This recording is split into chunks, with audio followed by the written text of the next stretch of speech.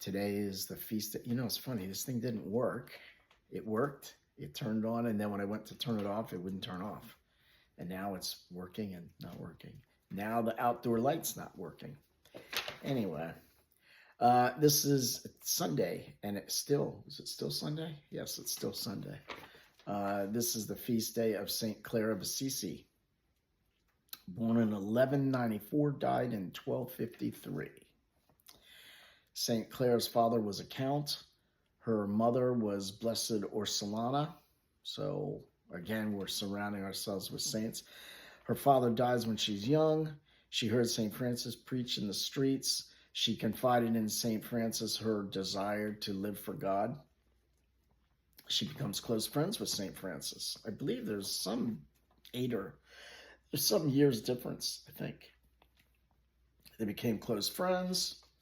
Her bishop gave her a palm on Palm Sunday, and she took that as a sign. Okay. Her bishop gave her a palm on Palm Sunday, and she took that as a sign. What did she expect him to hand her on Palm Sunday?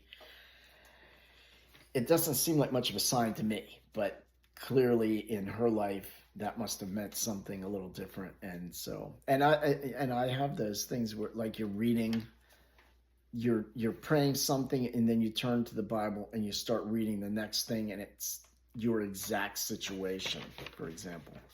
So, if she says it was a sign, it was a sign. Certainly, if it wasn't a sign, it worked. So she gets a palm from the bishop and takes that as a sign. She runs away with her cousin, Pacifica. She enters the religious life.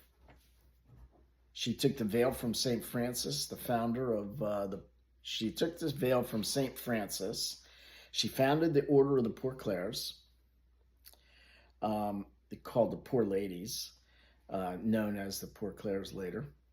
She leads them for 40 years. Wherever the Franciscans establish themselves, the Poor Clares go as well. They depend on alms for support. Her mothers and sisters join her at the convent. She loves music and well-composed sermons. She's humble, merciful, charming, optimistic, meditated. She meditated. See, that would be why she might be, whatever. Anyway, she wasn't medicated, she was meditated. She meditated daily on the Passion of Christ.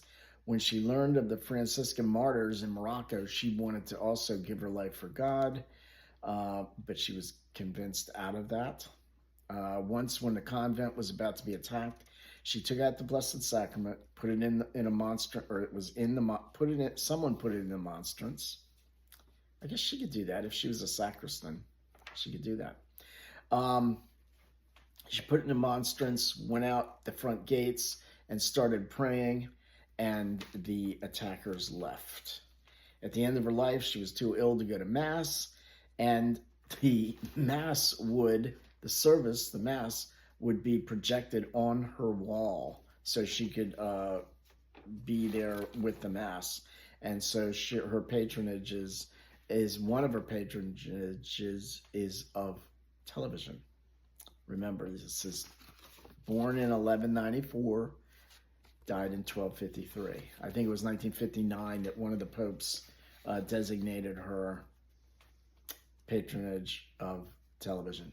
Her other patronages, among some, were embroidery, eyes and against eye disease, good weather, 4, laundry workers, telegraph, telephones. She's a patron of telephones, and TV writers, which I don't know why TV writers, but I suppose if she likes good sermons and the television, she likes good sermons, and the Mass, the sermon is projected on maybe TV writers. I don't know. Anyway, St. Clare, pray for us. St. Francis, pray for us. Blessed Orsolana, pray for us. Father Damien, pray for us.